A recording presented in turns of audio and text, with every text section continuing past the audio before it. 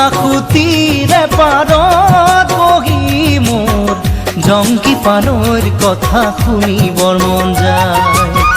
থাকিবানে সঁচাকৈ মোৰ কণে গৈ, মই আহিমে বুলি তুমি বাটে চাই।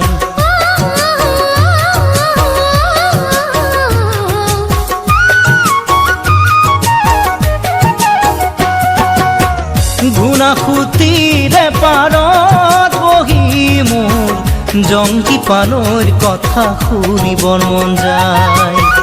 থাকিবানে সঁচাকৈ মোৰ কণে গৈ, মই আহিমে বুলি তুমি বাটে চাই।